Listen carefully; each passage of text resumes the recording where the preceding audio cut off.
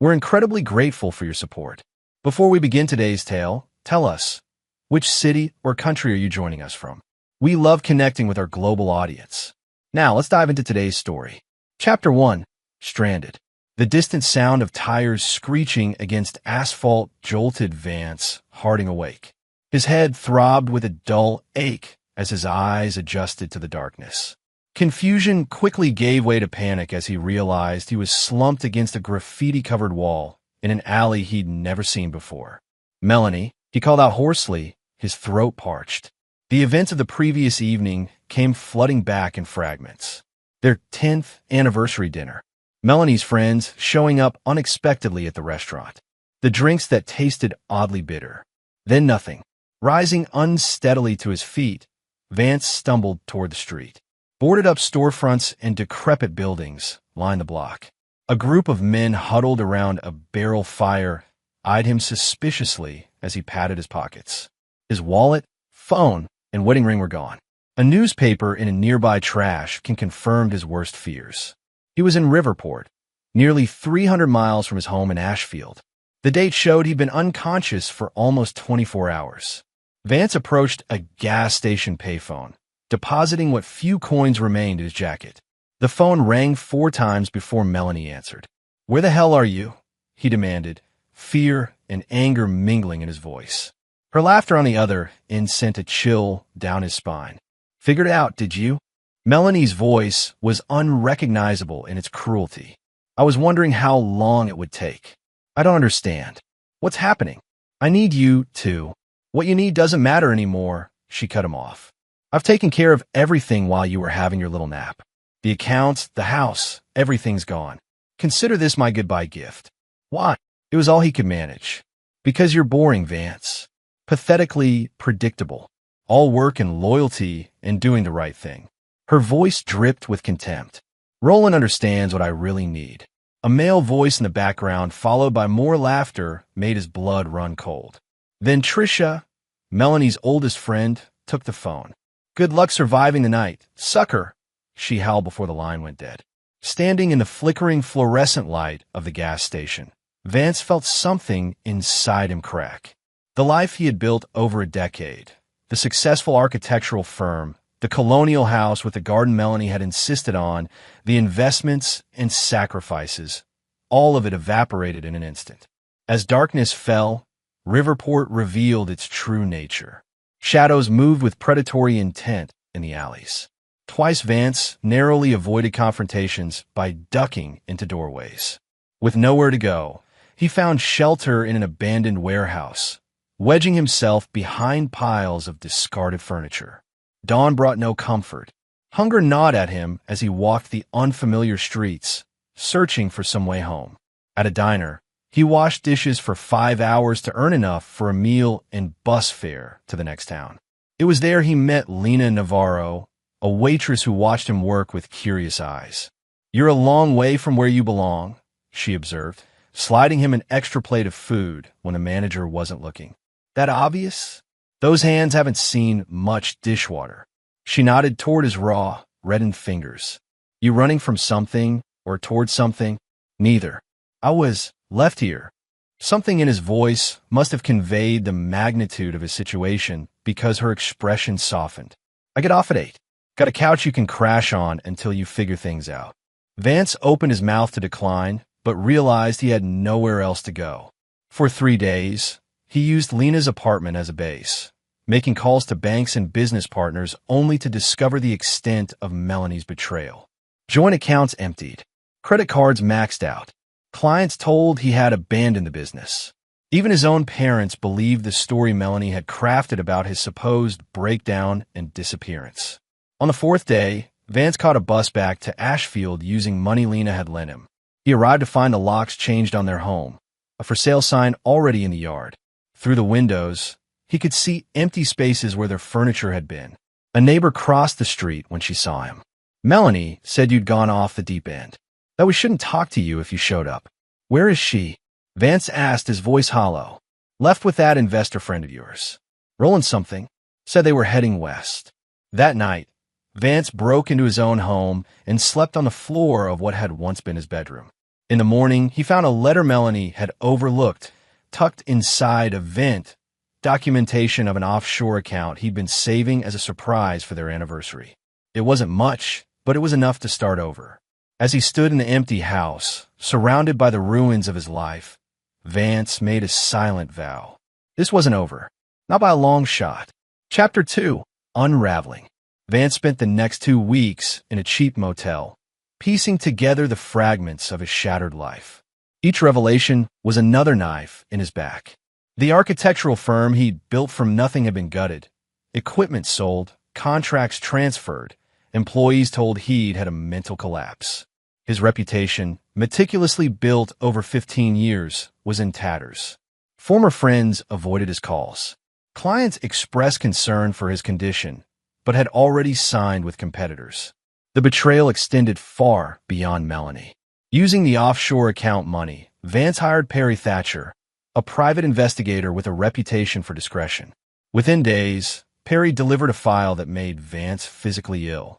The affair started 18 months ago, Perry explained as Vance flipped through photographs of Melanie and Roland Denton together. Didn't approach your wife at a charity gala you couldn't attend because of that project in Boston. Vance remembered the night well. He'd been pulling all-nighters to finish designs for a children's hospital. Melanie had complained bitterly about attending the gala alone. Their plan has been in motion for at least 6 months, Perry continued.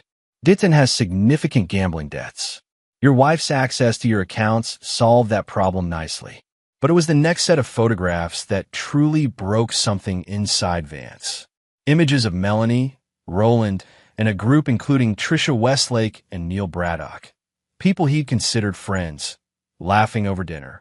The timestamp showed it was the night after he'd been abandoned in Riverport.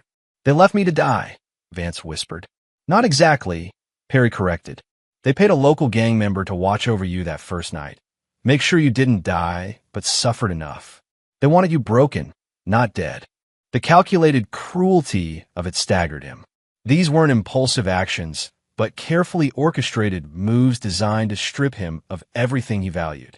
That night, Vance found himself parked outside the luxury hotel where Perry had tracked Roland and Melanie. Through the lobby windows, he watched them return from dinner, his wife laughing as Roland's hand rested possessively on her lower back. The diamond bracelet on her wrist, bought with his money, caught the light as she brushed hair from her face. Vance's hand tightened around the tire iron on the passenger seat. One swing through their windshield. One moment of violence to answer theirs. It would be so easy. Instead, he drove away. What he was contemplating required a clearer head than his current white-hot rage allowed. The following day brought another revelation. Vance's elderly parents called, their voices strained with concern. Melanie showed us the letters, son, his father said, and the psychiatric evaluation. We just want you to get help. Forged documents. Manufactured evidence of a breakdown. They'd thought of everything.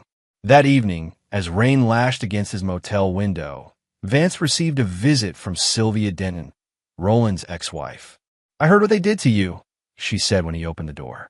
The elegant woman before him showed no trace of pity, only cold determination. Roland left me with nothing too. Different method, same result. She placed a flash drive on the table. Banking information. Properties under shell companies. His hiding places. I've been collecting them for years, waiting for the right moment. Why help me? Vance asked, suspicious. Because Roland breaks people. It's what he does. And I want to see him experience it himself, just once. She turned to leave, then paused. They're not as smart as they think. Their arrogance makes them careless. After she left, Vance opened the flash drive, finding a wealth of information that confirmed what he already suspected.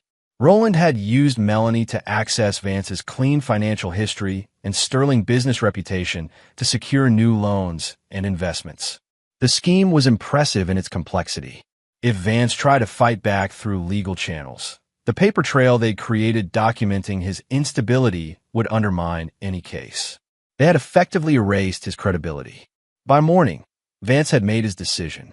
Vance Harding, the successful architect, the devoted husband, the man who played by the rules, would disappear. In his place would rise someone capable of matching their cruelty with his own brand of justice. He withdrew the remaining funds from his secret account, purchased a used car with cash, and drove east without a destination in mind. Along the way, he left a trail of breadcrumbs, credit card purchases in random towns, ATM withdrawals in places he never visited, designed to suggest a man spiraling into self-destruction. 3 days later, the car was found abandoned near a bridge known for suicide attempts. A torn note in the glove compartment contained only the words "can't go on" in his handwriting. His wallet and ID floated in the river below. As the authorities dragged the river for his body, Vance boarded a bus heading north, a duffel bag of cash, and Sylvia's flash drive his only possessions. Vance Harding was dead, and something harder, colder, and more patient was born in his place. Chapter 3: Metamorphosis. August rain peppered the windows of the small carpentry workshop in Millhaven, Maine, a coastal town where fishing boats outnumbered residents and strangers were still novel enough to merit conversation. 3 years had passed since Vance Harding's supposed suicide, and in that time, Nathaniel Reed had become a fixture in the community. No one questioned when the quiet man, with skillful hands, arrived looking for work. His backstory: a former construction worker from the Midwest looking for a fresh start after a divorce, was simple enough to avoid scrutiny, but detailed enough to discourage further questions. Vance ran a hand over the smooth mahogany desk he'd been crafting for weeks. Woodworking had started as a cover, but had become something more, a meditative practice that helped channel his rage into something productive. "That's museum quality," came a voice from the doorway. Callum Byrne, the elderly owner of the workshop, leaned against the frame. "I keep telling you you're wasting your talent on fishing cabins and repair jobs." "I like the simple stuff," Vance replied, defaulting to the brief responses that had become his trademark. "Simple ain't the same as easy," Callum countered. "You got something special in those hands. My nephew's architectural firm in Portland's always looking for someone with your eye for detail." Architecture. The word still stirred something painful in Vance's chest. He'd deliberately chosen work as far from his former profession as possible. Yet lately, he found himself sketching buildings again in the privacy of his rented cottage. "I'll think about it," he said, though they both knew he wouldn't. Later that evening, Vance sat in his sparsely furnished living room reviewing the file hidden beneath the floorboards. For 3 years, he'd been tracking Melanie and Roland's movements through news articles, social media updates, and quarterly reports from a private investigator he paid in cash. The initial shock of their betrayal had hardened into something more dangerous, a patient, calculating resolve. They had taken everything from him in a single night. He would take everything from them piece by piece, over years if necessary. Their lives had progressed exactly as they'd planned. Roland's investment firm had expanded, using Vance's stolen designs to secure contracts for high-end commercial properties. Melanie had established herself as an interior designer, her clients drawn from Roland's business connections. They'd purchased a waterfront mansion in San Francisco and were fixtures in the society pages. On the surface, they had everything. But Vance's investigator had uncovered cracks in the facade. Roland's gambling hadn't stopped. Melanie's drinking had increased. They fought publicly at events. Most importantly, Roland had begun moving assets into accounts under only his name. History repeating itself. A knock at the door interrupted his thoughts. Opening it revealed Lena Navarro, the waitress who had helped him in Riverport. Her presence in Millhaven was no coincidence. Vance had tracked her down 6 months earlier. "You're brooding again," she observed, brushing past him with the familiarity of someone who had earned the right. The grocery bag in her arms suggested she planned to cook, as she often did when she thought he wasn't eating properly. Their relationship existed in an undefined space. Not quite romantic, but more than friendship. She knew his real name, one of only 2 people who did. The other was Donovan Wolf, a former military intelligence officer turned cybersecurity consultant whom Vance had met through one of Callum's connections. "I received something interesting today," Lena said, unpacking groceries. "My friend at the San Francisco Chronicle sent this." She slid a society page across the counter. It showed Roland receiving a Businessman of the Year award. Beside him stood Melanie, her smile tight and forced. Look at the quote, Lena directed. Roland thanked his supportive wife and credited his success to building on solid foundations left by those no longer with us. The audacity of it, using Vance's death as a stepping stone in his acceptance speech, ignited a cold fury. It's time, Vance said quietly. Lena studied his face. You're sure? Once you start this, they're getting sloppy. Comfortable. Roland started cutting Melanie out financially. She'll be desperate soon. Lena nodded slowly. I'll call Donovan. 2 days later, Donovan arrived at the cottage, his imposing frame filling the doorway. The former intelligence officer had been helping Vance build his case against Roland and Melanie, motivated by his own history with people who abuse power. You've been busy, Donovan observed, reviewing Vance's latest findings. This shell company structure is impressive. You could have had a career in forensic accounting. I had 3 years in motivation, Vance replied. What about the other matter? Donovan slid a folder across the table. Your new identity is solid. Benjamin Thorne has a complete history. Tax records, credit score, professional licensing. He's an architectural consultant specializing in restoration projects. Recently returned from 5 years working internationally. And the firm, Phoenix Restoration, is officially incorporated in Delaware. Office space leased in Portland. Website launching next week. Initial clients arranged through my contacts. Vance opened the folder, examining the credentials of his new persona. Benjamin Thorne would be successful enough to move in the same circles as Roland and Melanie, but not so prominent as to attract undue attention. What about you? Donovan asked. Mentally ready for this? It's one thing to plan revenge from a distance. It's another to look them in the eye and not react. Vance considered the question seriously. I died in that river 3 years ago. The man they knew couldn't have done this. But I'm not him anymore. That night, after Donovan left, Vance stood before the bathroom mirror. His appearance had changed dramatically. Gone was the clean-cut architect with optimistic eyes. The man who stared back had weathered features hardened by manual labor, a short beard that concealed the shape of his jaw, and eyes that revealed nothing. He thought of the quotation that had become his mantra. Before you embark on a journey of revenge, dig 2 graves. He had indeed dug 2 graves, one for Vance Harding and one for the people who murdered him. Only one would ultimately be filled. In the morning, Vance packed his meager possessions and left a note for Callum explaining a family emergency. By noon, he was on the road to Portland, leaving Nathaniel Reed behind as easily as he had once shed Vance Harding. 3 days later, Benjamin Thorne signed a lease on a modern apartment overlooking Portland Harbor. The following week, Phoenix Restoration secured its first major contract, the rehabilitation of a historic theater building. Within months, the firm's reputation for quality and innovation spread along the East Coast. Vance's plan was in motion. Each project brought new connections, each connection a step closer to San Francisco. Each day, Benjamin Thorne grew more established while Vance Harding receded further into memory. In December, Phoenix Restoration was featured in an architectural journal.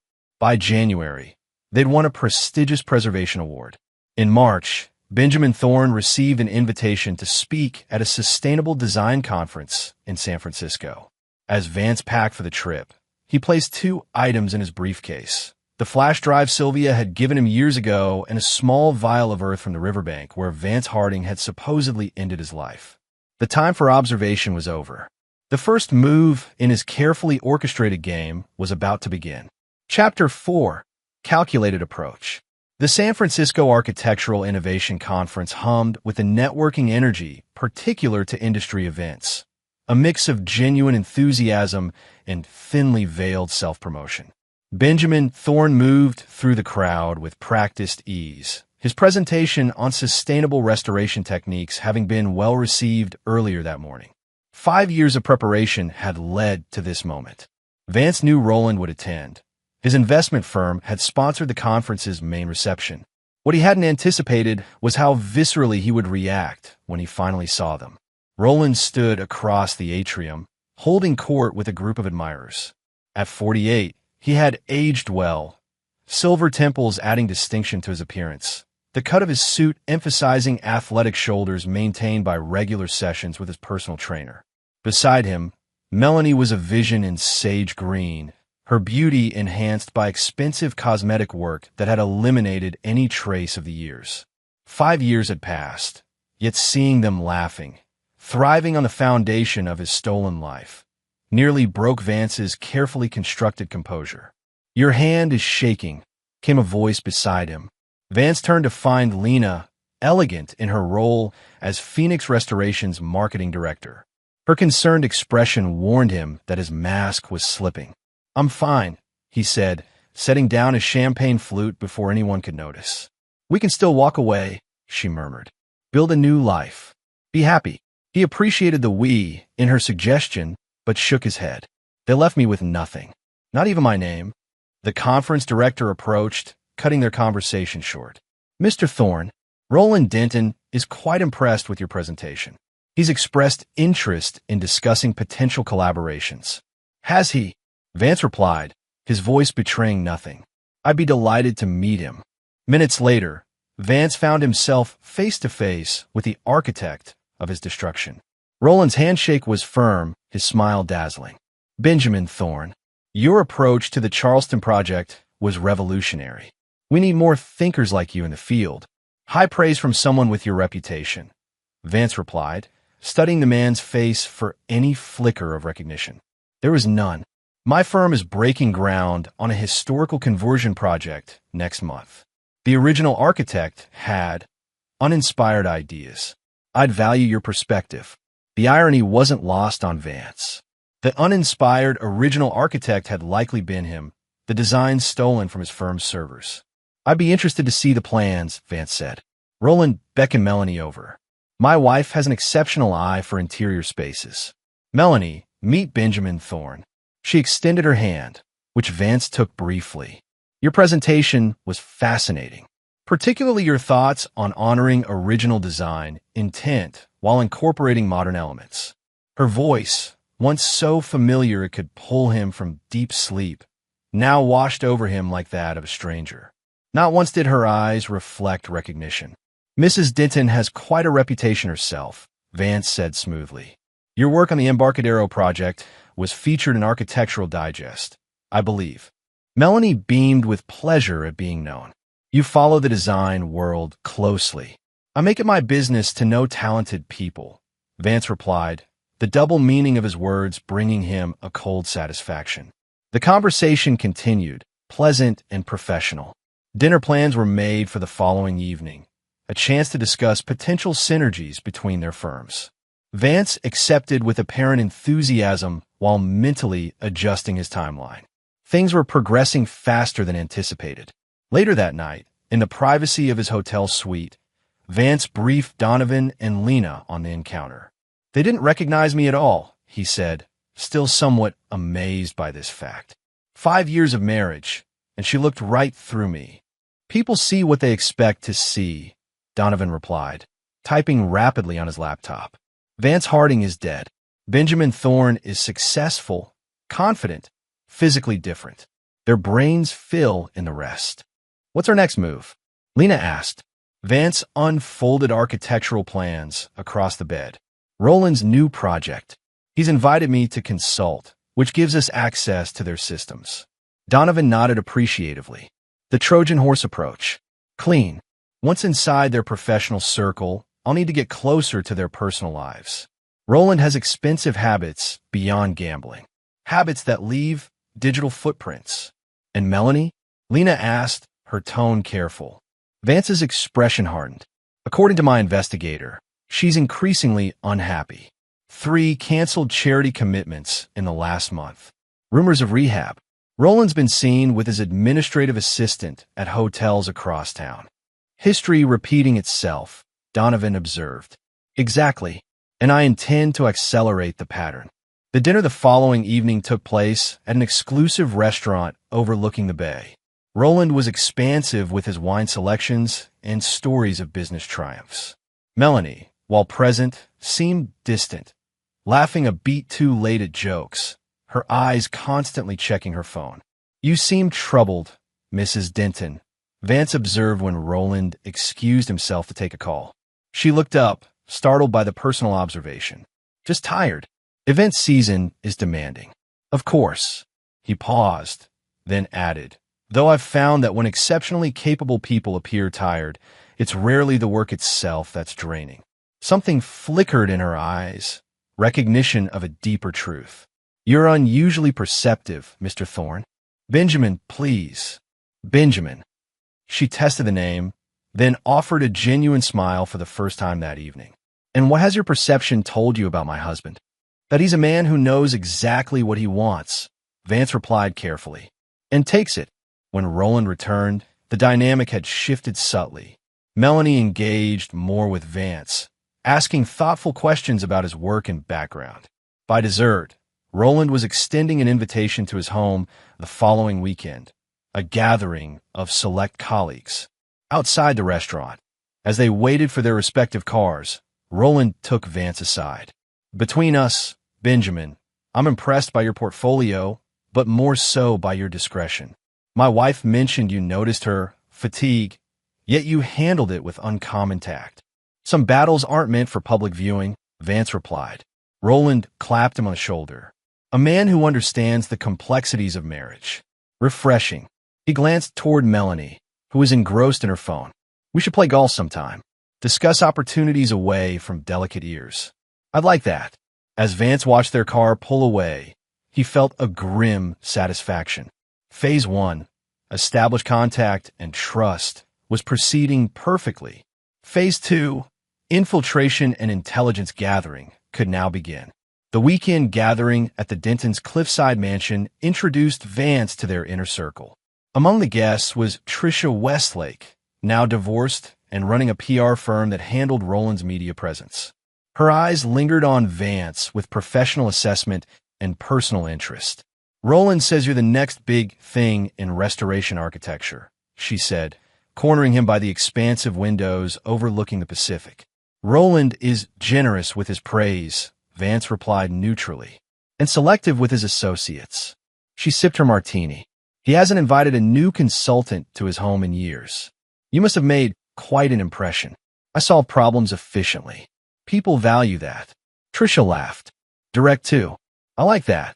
She handed him her business card. My firm handles image management for high-profile clients. Someone like you, rising quickly, should consider how they want to be perceived. Vance pocketed the card. I'll keep that in mind. Throughout the evening, he observed the subtle dynamics of the Dentons' social world. Roland, commanding yet increasingly impatient with Melanie's subdued demeanor. Melanie, maintaining a perfect facade that cracked whenever her husband turned away. The guests, a carefully curated collection of the useful and the influential. Most interesting was when Neil Braddock arrived, another face from Vance's past. Once his friend and colleague, now Roland's chief architectural engineer. The man who had likely helped transfer Vance's designs to Roland's firm. Neil showed no recognition either, though he expressed admiration for Phoenix Restoration's innovative approach. There's something familiar about your design philosophy, Neil remarked. It resonates with some of our early work. Great minds, Vance replied with a tight smile. By evening's end, he had secured what he needed, an invitation to Roland's office to review the historical conversion project, Melanie's interest in a private consultation for their vacation property renovation, and Tricia's professional curiosity. The web was being woven, each strand connecting to another. Roland, arrogant in his success, was opening doors that would ultimately lead to his downfall. Melanie, restless in her gilded cage, was seeking connection that would eventually become confession. As Benjamin Thorne's car disappeared down the winding coastal road, neither Roland nor Melanie didn't realize they had just welcomed their destruction across their threshold, offered it wine, and invited it back for business. Chapter 5, Fault Lines. The Northern California sun streamed through the floor-to-ceiling windows of Roland Denton Investments conference room. 3 months had passed since Vance's introduction to the Dentons, and in that time, Benjamin Thorne had become an invaluable consultant to their operation.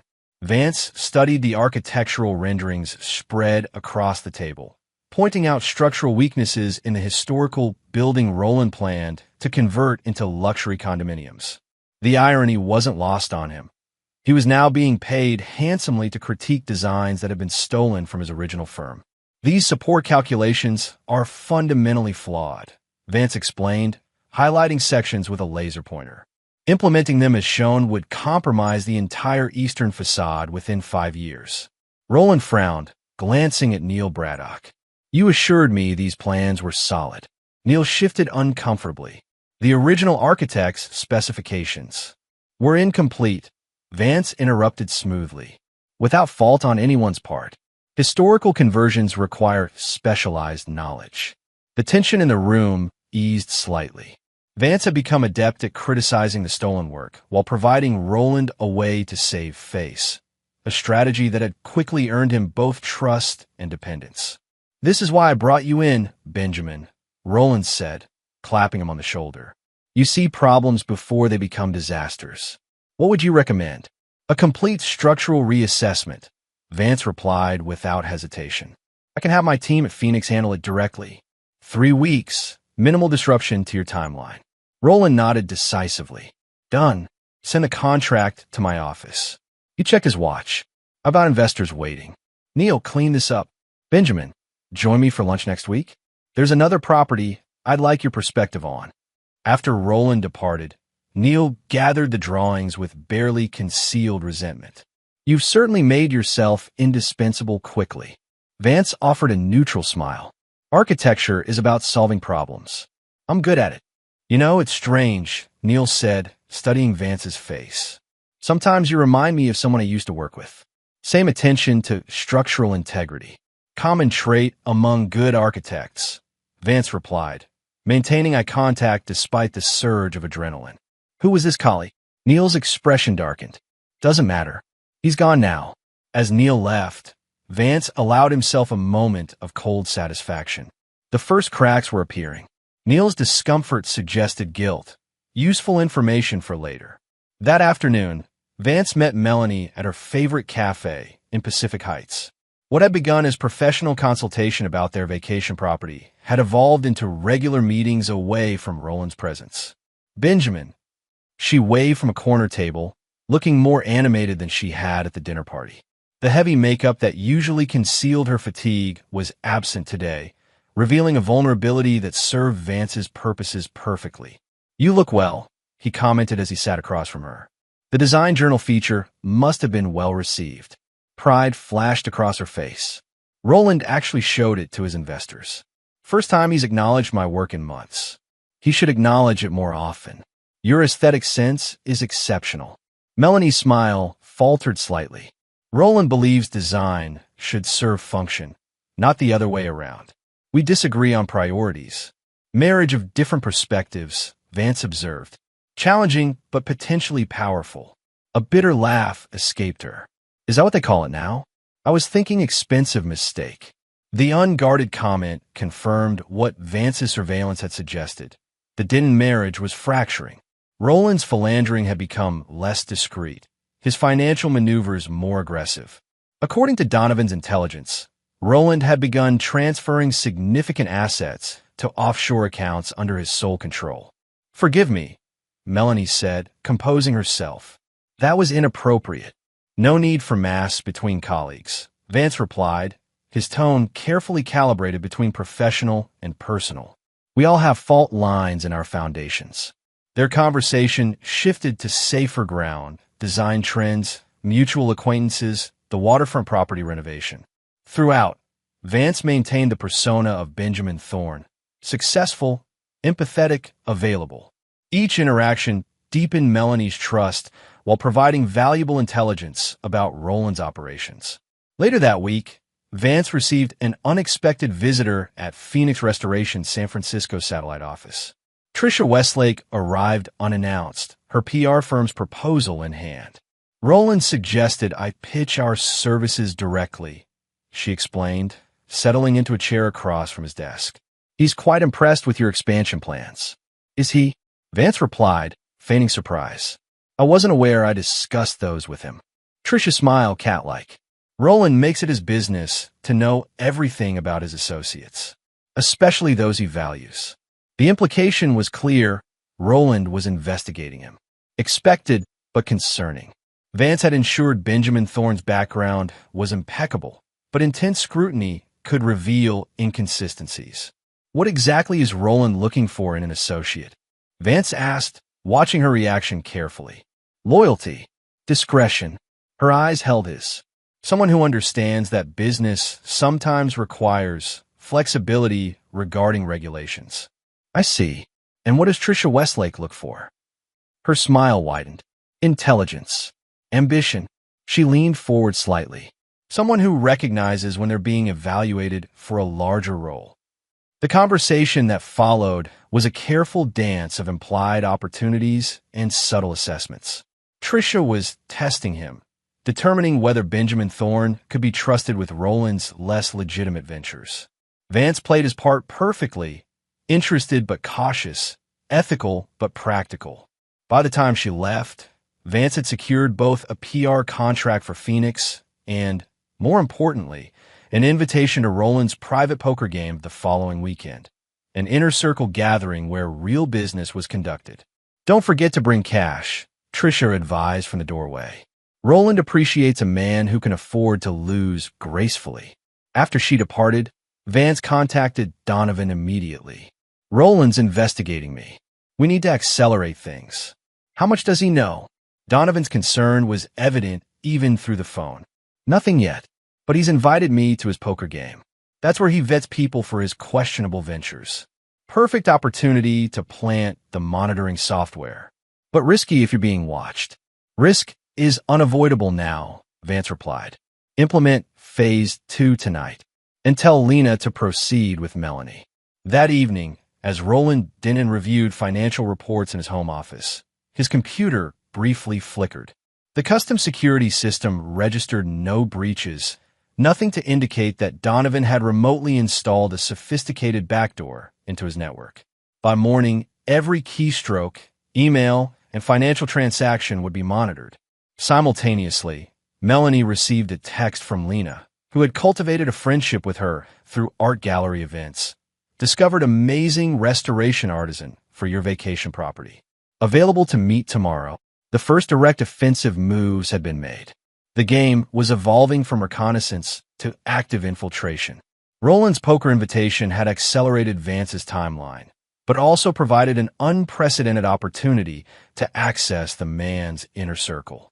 That night, alone in his apartment, Vance opened the safe hidden behind a bookshelf. Inside lay relics of his former life. His original wedding band, the architectural award he'd won the year before his death, and a flash drive containing evidence of everything Roland and Melanie had stolen. 5 years, he whispered to the empty room. 5 years building the perfect trap. As he replaced the items, his phone chimed with a message from Trisha. Roland's intrigued. Don't disappoint us Saturday night. The board was set. The pieces were moving. And neither Roland nor Melanie suspected that the charming, talented Benjamin Thorne was systematically dismantling the foundations of their lives. Chapter 6. Raising the Stakes. The exclusive Watermark Club overlooked San Francisco Bay, its membership limited to the city's financial elite. In a private room at the back, Roland Denon's weekly poker game was in full swing. Around the green felt table sat carefully selected men. Wealth managers, developers, private bankers, and now, Benjamin Thorne. Vance nursed a scotch, observing the dynamics while playing conservatively. He deliberately lost a few reasonable hands early, establishing himself as competent but not threatening. The real game wasn't poker, it was information. Benjamin's too disciplined for his own good, Roland commented, shuffling chips between his fingers. Architecture and cards both reward risk, my friend. Calculated risks, Vance corrected, folding another hand. I only play when the structure supports it. The other men chuckled appreciatively. 3 hours in, conversations had shifted from sports and politics to business opportunities not advertised in formal portfolios. The Malaysian venture closes next month, said Marshall Webb, a silver-haired investment banker. Limited partner slots still available. 7 figures minimum. Roland nodded. Benjamin, you should consider it. Returns will make your restoration projects look like charity work. Vance raised an eyebrow. I'm always interested in efficiency. What's the framework? What followed was a carefully coded discussion of what Vance immediately recognized as a sophisticated money laundering operation disguised as foreign investment. Roland was using his legitimate business reputation to attract clean money into decidedly unclean ventures. Your architectural credentials would add valuable legitimacy, Roland added, dealing a new hand. We need someone with your expertise to oversee certain structural elements. I need to review the blueprints before committing, Vance replied, understanding the metaphor perfectly. Roland studied him over his cards. Cautious. I respect that. We'll discuss details privately. By midnight, Vance had lost exactly the amount he'd calculated would seem respectable without appearing careless. More importantly, he'd been informally vetted by Roland's inner circle and invited to a more exclusive gathering at Roland's lake house the following weekend. Outside, as valets retrieved cars, Roland pulled Vance aside. You impressed Webb tonight. He doesn't impress easily. Interesting associates you have, Vance observed. I collect useful people, Roland replied, his tone casual but his eyes evaluative. Like fine art or good architecture, the right connections appreciate in value. And your wife? Is she involved in these ventures? A flash of annoyance crossed Roland's face. Melanie handles the social side. Business arrangements require a different temperament. The dismissive comment confirmed Donovan's intelligence.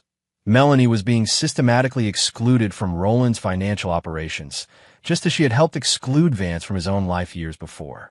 Speaking of Melanie, Roland continued, his expression shifting to calculated concern. She mentions you often. Says you understand design in a way I never have. We have complementary perspectives, Vance replied carefully.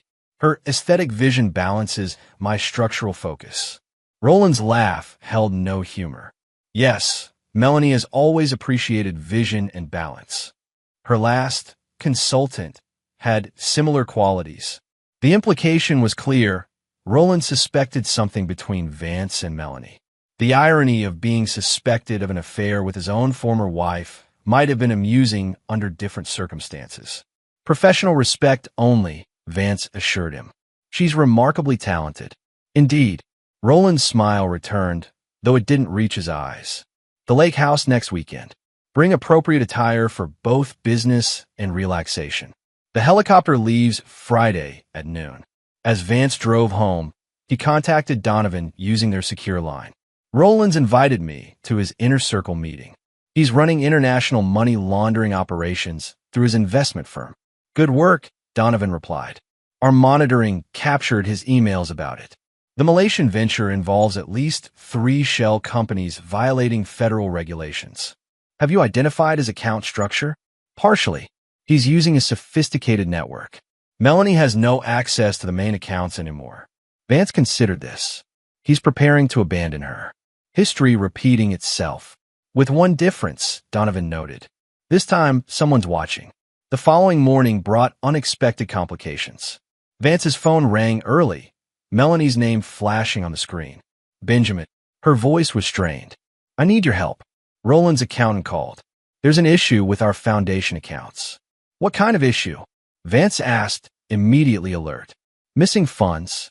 Transfers I supposedly authorized, but didn't. Her voice dropped to a whisper. I think Roland's setting me up for something. Can we meet? Not at the office. This development was concerning. If Roland was creating a paper trail implicating Melanie in financial irregularities, his plans to discard her were accelerating. The Botanical Gardens. 1 hour. The Japanese tea house, Vance instructed. When they met, Melanie looked disheveled, a stark contrast to her usual polished appearance.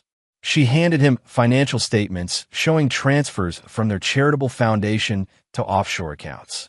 These have my electronic signature, but I never authorized them, she explained, hands trembling slightly.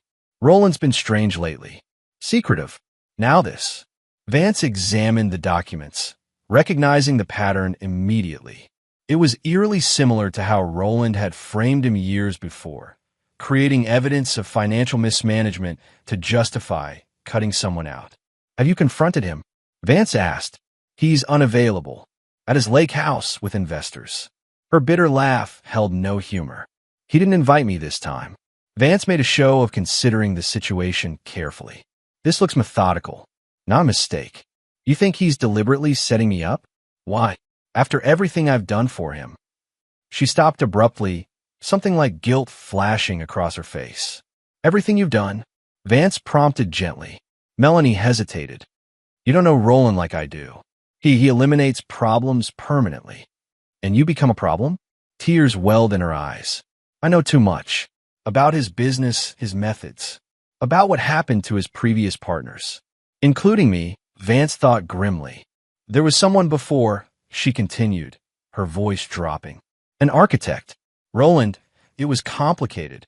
He didn't deserve what happened." The confession, partial as it was, sent a surge of cold satisfaction through Vance. He kept his expression concerned but neutral. "Financial patterns like this suggest preparation," he said, returning to the documents. "Roland's isolating you financially before making a more significant move. What should I do?" The desperation in her voice was genuine. "Document everything. Forward any financial records you can access to a secure email. And don't confront him yet." Vance handed her a small device. "This will copy the contents of his home computer. Install it tonight before he returns." Melanie took the device, her expression shifting from fear to resolve. "You believe me. Why are you helping me?" "Let's just say I recognize the pattern," Vance replied carefully. "No one deserves to be erased." After she left, Vance contacted Lena immediately. Melanie took the bait. "She's installed our device in Roland's home system." "Did she mention you?" Lena asked. A vague confession. Nothing specific. But Roland's moving faster than anticipated. He's setting her up to take a fall for financial irregularities. Like he did with you. Exactly like he did with me. Vance's voice hardened. "Contact Sylvia Denton." It's time she delivered her part. 2 days later, as Roland returned from his lake house, feeling confident about the Malaysian venture, he found Melanie surprisingly composed. "Productive weekend?" she asked calmly over dinner. "Very." His tone was guarded, suspicious of her uncharacteristic interest. "The foundation audit is scheduled for next week. We should discuss your involvement." "Actually, I had an interesting conversation with your ex-wife," Melanie replied, watching his reaction carefully. "Sylvia sends her regards." The color drained from Roland's face. "You spoke to Sylvia? About what?" "About patterns, Roland. About what happens to people who know too much about your business practices." For the first time since Vance had known him, Roland Denton appeared genuinely rattled. "Whatever she told you is documented," Melanie interrupted, "in places you can't reach." The calculated bluff, orchestrated by Vance through Lena and Sylvia, had its intended effect.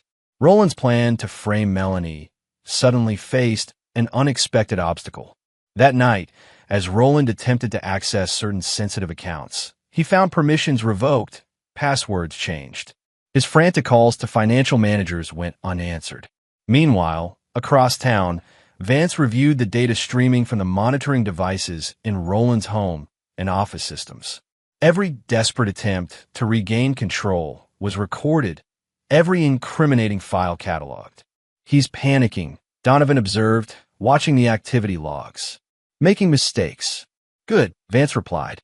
"When he discovers his Malaysian investors are actually federal agents, he'll make even more." The trap was nearly complete.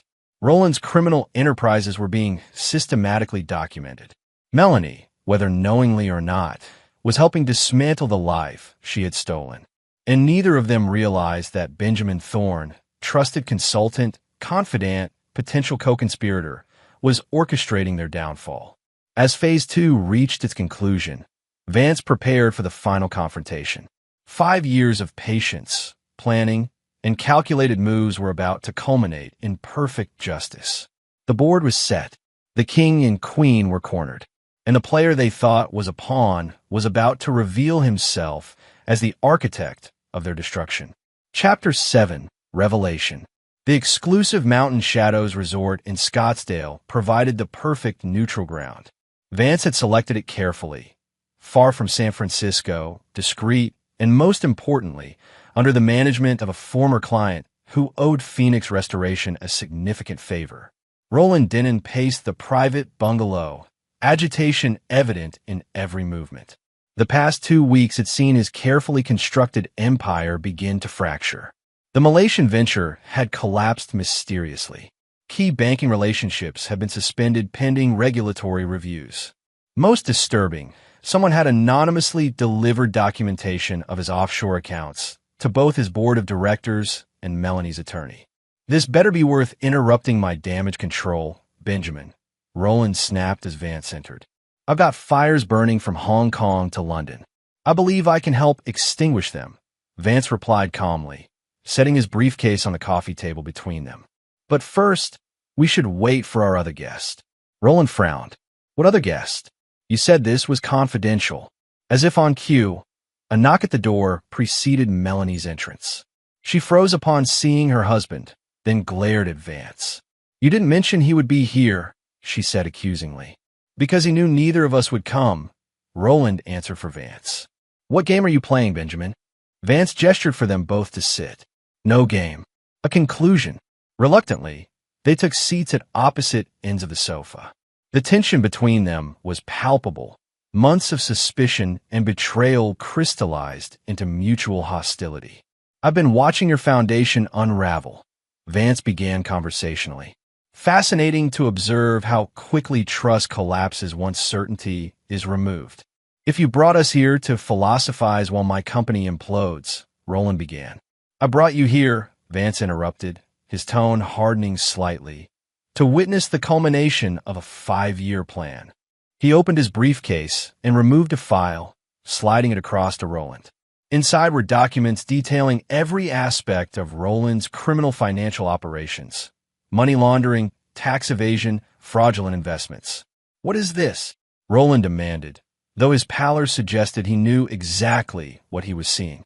Insurance, Vance replied. Every transaction. Shell company.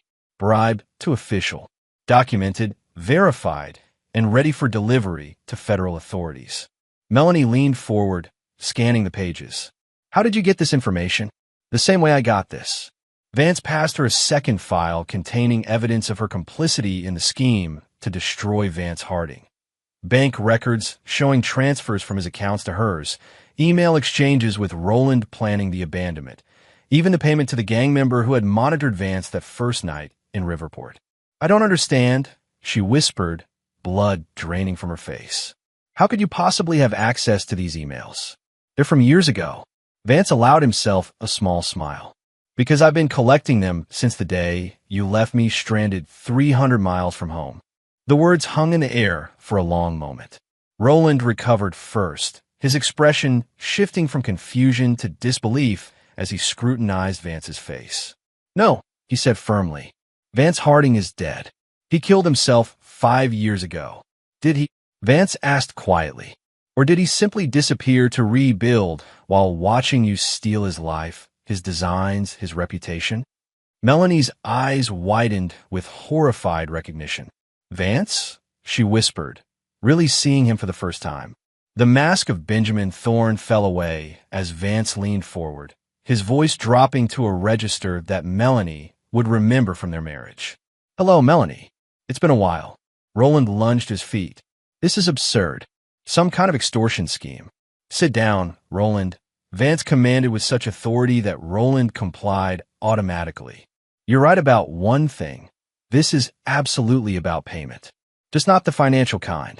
For the next 30 minutes, Vance outlined how he had survived, rebuilt his identity, and systematically infiltrated their lives. How Benjamin Thorne had been created specifically to gain their trust and access their operations. How every step of their downfall had been orchestrated from the moment he accepted Roland's first lunch invitation. The Malaysian investors you're so desperate to appease? Vance continued. Federal agents building a case. Those regulatory reviews of your banking relationships? Triggered by anonymous tips with supporting evidence. The documentation delivered to your board and Melanie's lawyer?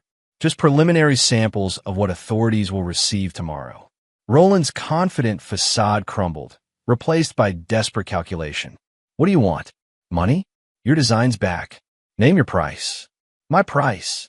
Vance laughed, the sound devoid of humor. You left me with nothing.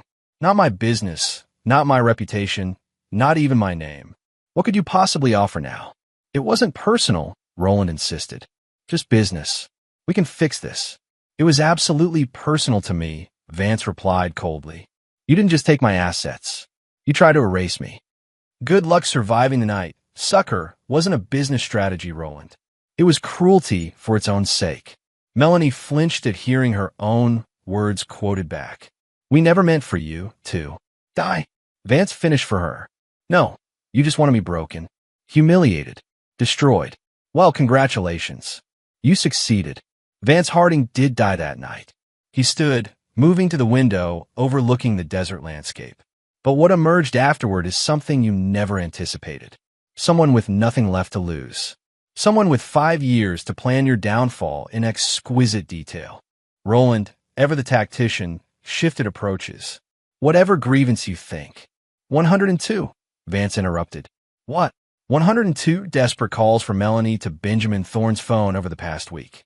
Begging for help, for understanding, for rescue from the husband who was setting her up to take a fall. He turned to Melanie. Sound familiar? It should. It's exactly what you did to me. Tears streamed down her face now. Vance, please. I was different then. Roland convinced me. Save it. Vance cut her off. I heard every explanation, justification during those calls. Just as I've documented betrayal you've planned against each other over the past months. The hidden accounts. The manufactured evidence. The exit strategies. He returned to his briefcase, removing a final document. Which brings us to why we're really here. Roland took the paper, scanning it with growing disbelief. This is insane.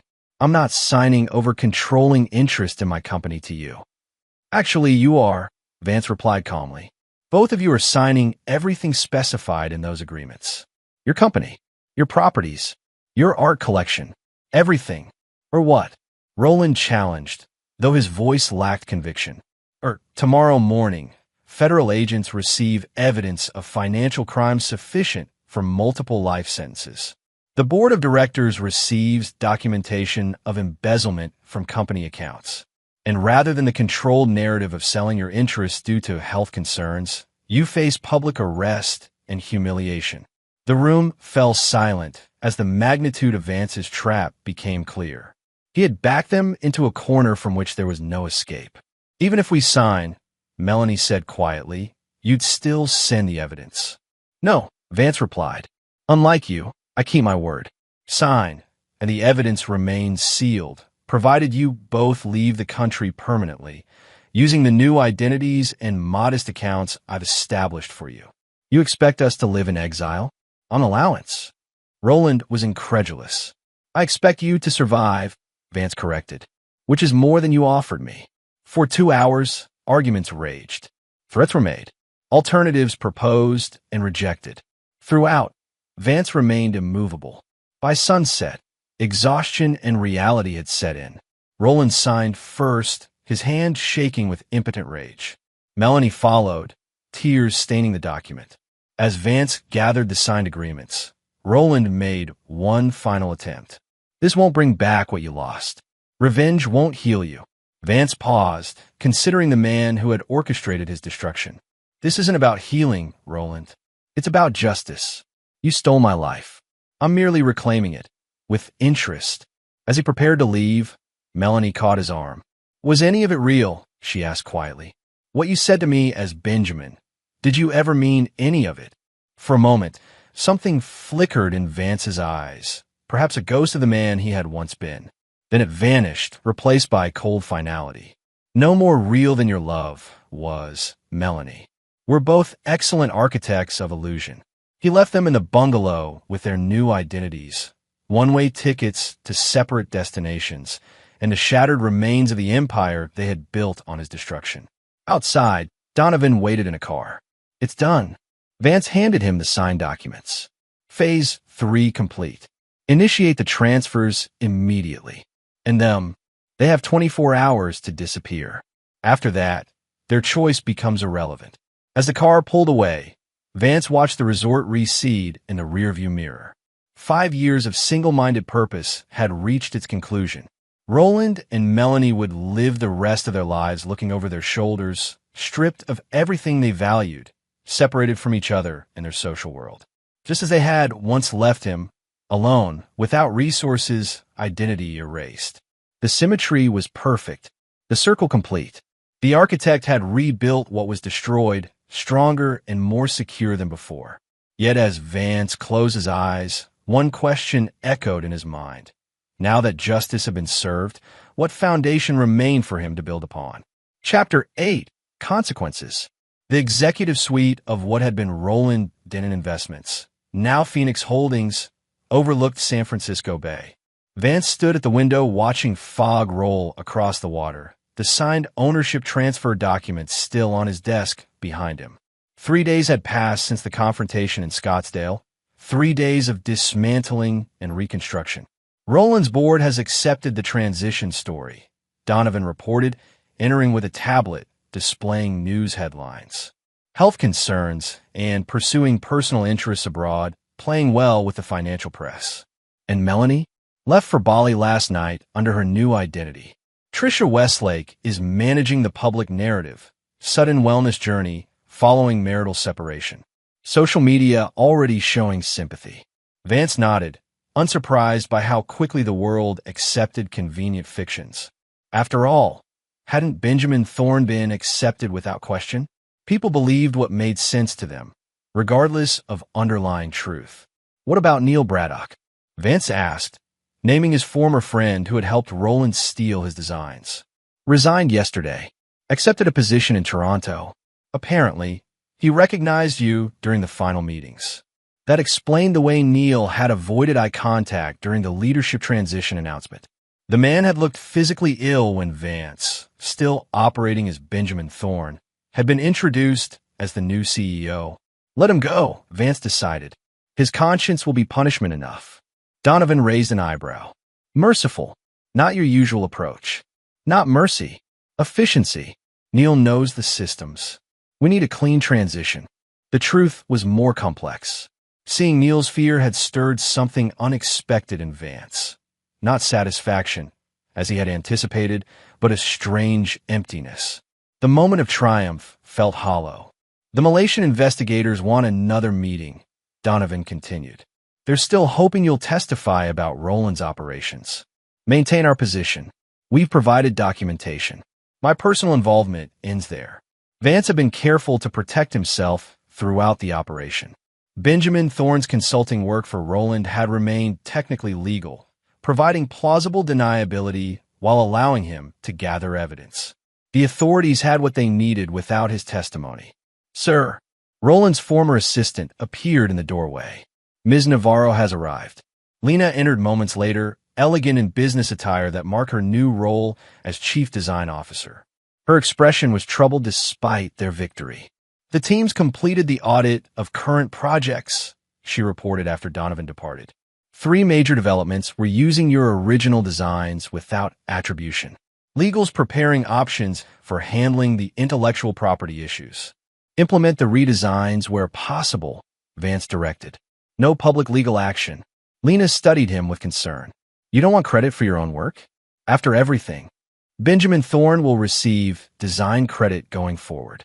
Vance Harding remains dead. Her frown deepened. That's not what we discussed. Once Roland and Melanie were handled, you were going to reclaim your identity. Plans evolve. Vance.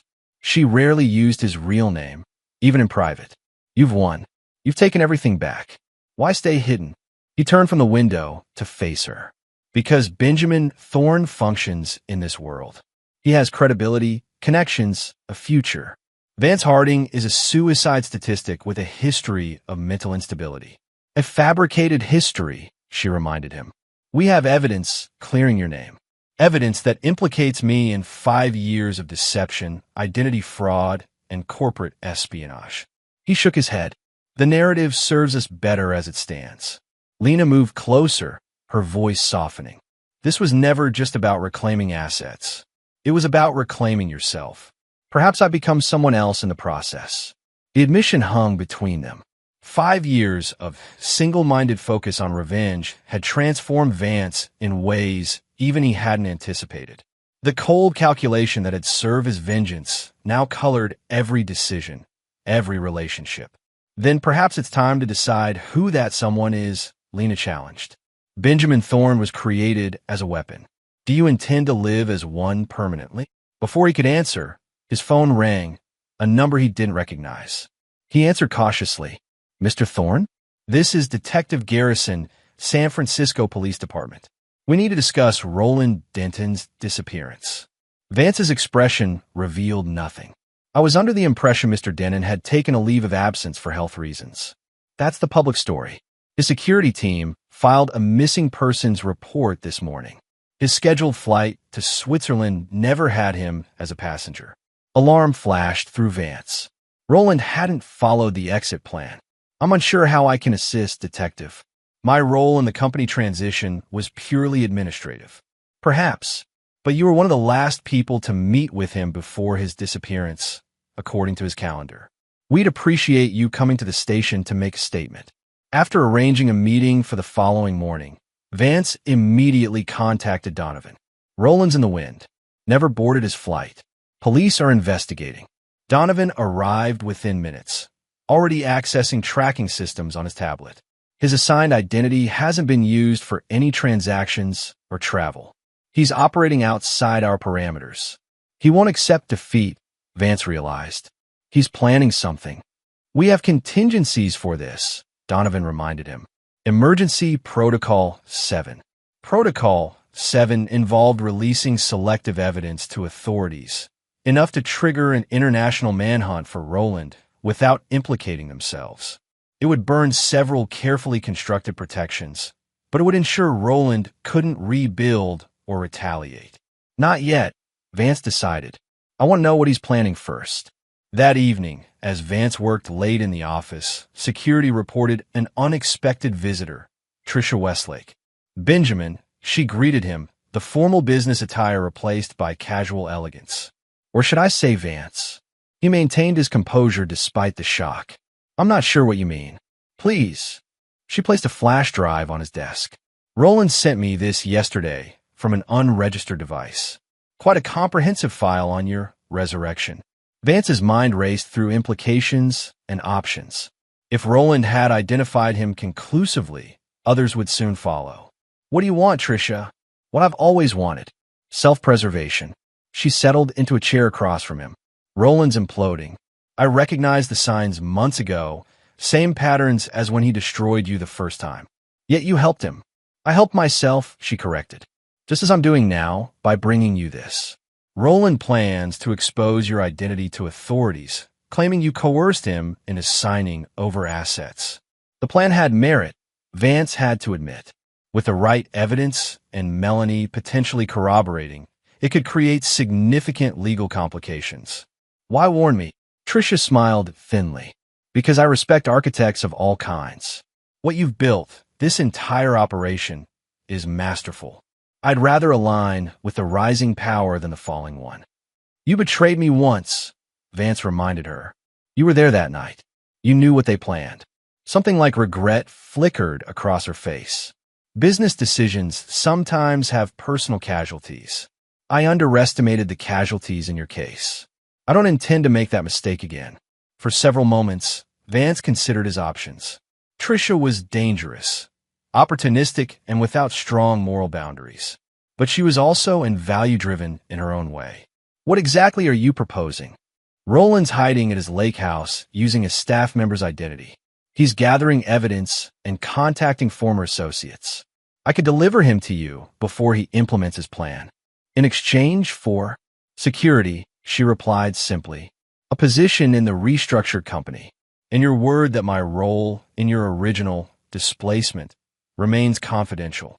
Vance studied her, seeing not the callous socialite who had once laughed at his destruction, but a pragmatic survivor navigating dangerous waters. You helped destroy my life, he said evenly. Now you want to help me preserve it.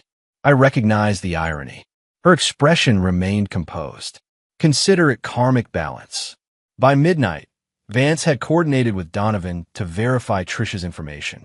Roland was indeed at his remote lake house, using a groundskeeper's credentials and communicating through encrypted channels. He had contacted 3 former associates with significant law enforcement connections. "We need to move quickly," Donovan advised. "His evidence about your identity could trigger federal interest." "Prepare the helicopter," Vance decided. "We'll implement the contingency tonight." As dawn broke over the Sierra Nevada mountains, the private helicopter carrying Vance, Donovan, and Trisha approached Roland's secluded lake house. The plan was precise: secure Roland, implement the evidence release protocol that would make him a fugitive, and ensure his cooperation with the original exit strategy. What they found instead was chaos. Emergency vehicles surrounded the property. Medical personnel wheeled a gurney toward an ambulance. "What happened?" Vance demanded as they landed at a safe distance. Trisha made calls, her media connections providing immediate information. "Apparent suicide attempt," she reported grimly. "Pills and alcohol. Housekeeper found him unresponsive an hour ago." Donovan intercepted a paramedic, his military credentials granting temporary access. When he returned, his expression was grim. "He's alive, but critical." They found a recorded confession implicating Melanie in financial crimes and claiming coercion regarding the company transfer. "Did he mention me?" Vance asked.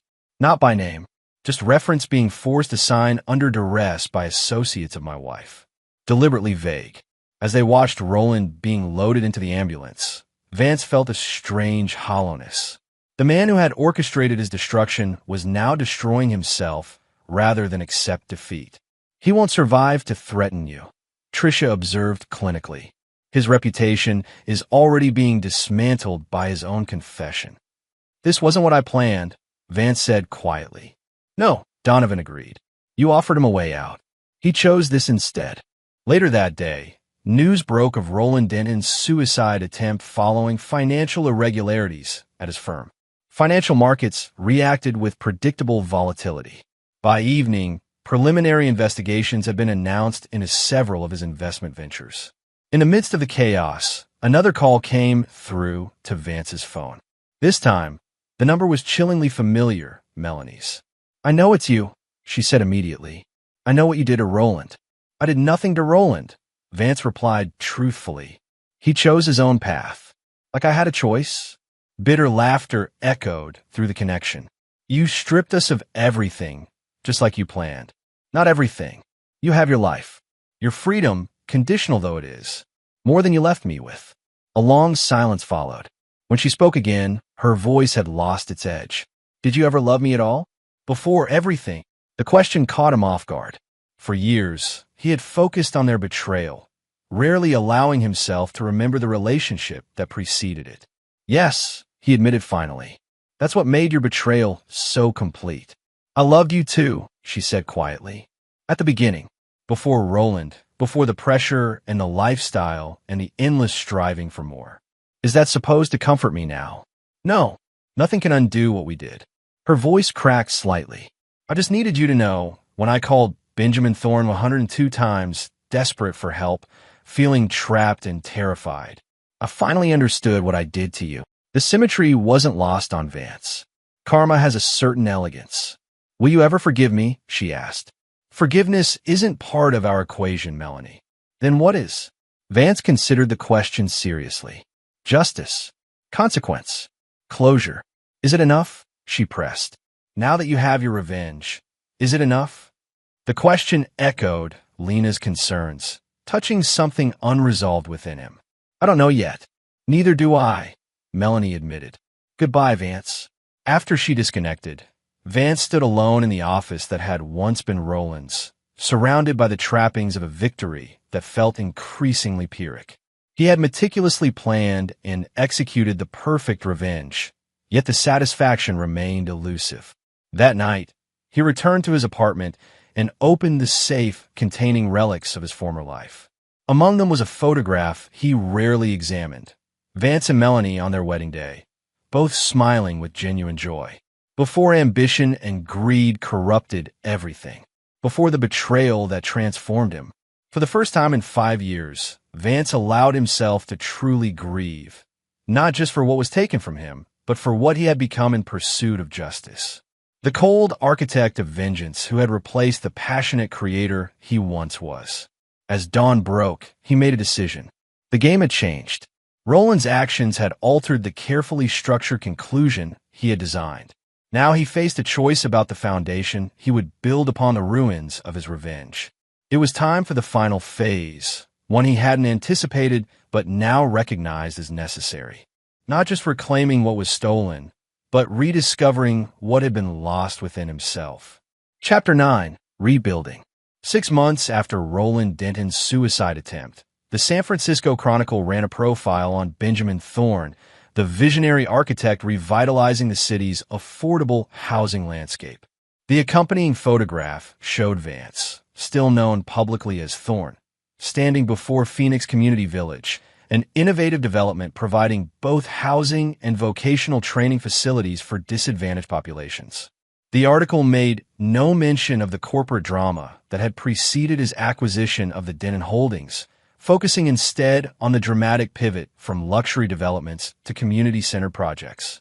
What had begun as a vehicle for revenge had transformed into something unexpected, a genuine force for positive change. In his office, overlooking the completed first phase of the village, Vance reviewed designs for the next project, a children's hospital incorporating healing gardens and natural light principles. The blueprints bore strong resemblance to designs he had created years ago as Vance Harding, now finally being realized under his new identity. The board approved the additional funding, Lena announced, entering with a tablet displaying financial projections. We'll break ground next month. Good. And the Scholarship Foundation. First recipients selected. 20 architecture students from underprivileged backgrounds. The Harding Foundation Fellowships will be announced next week. Vance smiled at the name, a small acknowledgement of his former self, incorporated into Benjamin Thorne's philanthropic initiatives. It had been Lena's suggestion, a way of honoring what had been lost without compromising his new identity. The months following Roland's attempted suicide had brought significant changes. Roland had survived physically but remained in a specialized care facility, his mental faculties compromised by the incident.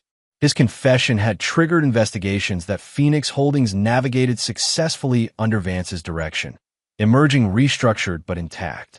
Melanie had ultimately accepted her new identity and relocated to a small coastal town in Portugal.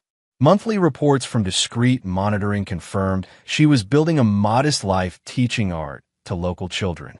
The regular updates were less about control now and more about closure, ensuring the final chapters of their interconnected story remained peaceful.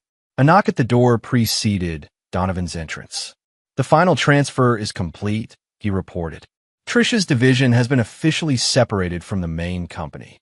Trisha Westlake had proven surprisingly valuable in the transition period. Her public relations expertise had helped reshape the narrative around the company's transformation, and her insider knowledge had anticipated and neutralized potential problems. As agreed, she now headed an independent PR firm under Phoenix's umbrella, close enough to monitor but with sufficient autonomy to satisfy her ambitions. In the personal matter, Vance asked. Donovan handed him a sealed envelope. Confirmation from a medical examiner. Death certificate officially filed. Dental records confirmed. The envelope contained finality, scientific confirmation that human remains discovered in a river 5 years earlier, long logged as unidentified, had been conclusively matched to Vance Harding through DNA analysis. The suicide narrative was now complete, closing any possibility of questions about his disappearance. Vance Harding was officially, legally dead. Benjamin Thorne could now live without looking over his shoulder. How does it feel? Donovan asked. Being officially deceased. Liberating, Vance admitted, though not in the way I expected. The journey from that desperate night in Riverport to this moment had been driven by a single purpose, justice through calculated revenge. Yet somewhere along the way, the goal had shifted.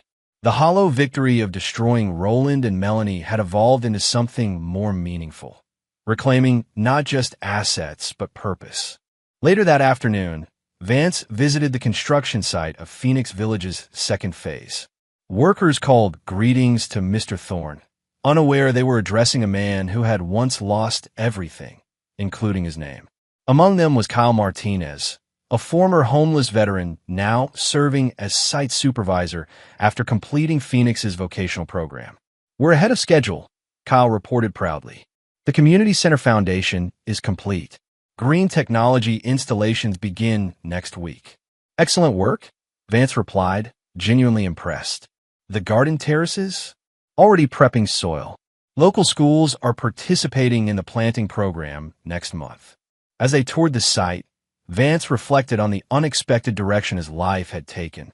The skills honed for revenge, patience, strategic thinking, attention to detail, now serve creation instead of destruction. The resources reclaimed from those who had betrayed him were being channeled into projects that would have made his younger self proud. That evening, Vance hosted a small gathering at his home, a modest but elegant space overlooking the bay. Among the guests were Lena, Donovan, and a new addition to their circle, Dr. Elena Morales, the hospital administrator partnering with Phoenix on the Children's Hospital Project. To foundations, Vance proposed as they raised glasses on the terrace. "Both those we build upon and those we create for others." The toast carried layers of meaning understood only by those who knew his true story. As conversations flowed around architectural innovations and community impact, Vance found himself drawn into a discussion with Elena about healing spaces. "Architecture affects recovery rates significantly," she explained passionately. "Patients in rooms with natural light and views of nature require less pain medication and recover faster." "The environment shapes the person," Vance agreed. "For better or worse." "Exactly, which is why your designs resonated with our board immediately. They're not just buildings, they're healing tools." Her enthusiasm reminded him of his own early career, before ambition and betrayal had hardened him. That idealistic architect had designed spaces meant to improve lives, not merely impress critics or attract wealthy clients. As the evening progressed, Lena found a moment alone with Vance on the terrace. "You seem different lately," she observed. "More present." "I am different," he acknowledged. For years, everything was focused on looking backward, understanding what happened, planning retribution, executing the plan. And now I'm looking forward, building something that matters. Lena smiled, genuine warmth in her expression. "I wasn't sure you'd find your way back." "Back to what?" "To creating instead of destroying." To Vance, "Even if the world knows you as Benjamin." Her observation struck him as profoundly true. While legally and publicly he remained Benjamin Thorne, internally he had begun reclaiming the essence of who he had been before the betrayal. Not by recovering his old identity, but by rediscovering his original purpose. The following morning brought one final piece of closure. A package arrived containing items from Roland's estate, materials his attorneys had been instructed to deliver in the event of his incapacitation. Inside was a handwritten letter. "Benjamin," it began, "Roland still unaware of his true identity even at the end. By the time you read this, I will have taken the only path left to me. You outplayed me completely. I recognize the architect of my destruction even if I don't understand your motivation. Whatever drove you to dismantle my life with such precision, know that you've won more thoroughly than you realize. In defeating me, you've become me, calculating, ruthless, seeing people as pieces on a board. That is my final victory." The letter continued with practical matters regarding accounts and evidence Roland had failed to destroy, but those final lines resonated disturbingly. Had Vance's pursuit of justice transformed him into a reflection of the man who destroyed him? The question lingered as he drove to the Phoenix Village construction site. There, amid the rising framework of buildings designed to provide new beginnings for others, Vance watched workers who had been given second chances constructing homes for families who needed them. This wasn't what Roland would have built with the resources Vance had reclaimed. This wasn't destruction disguised as business. This was genuine creation, using the tools of power to strengthen rather than exploit. As Kyle approached with updated blueprints, Vance made a decision that had been forming for months. I want to make a change to the community center design, he said. The eastern wall.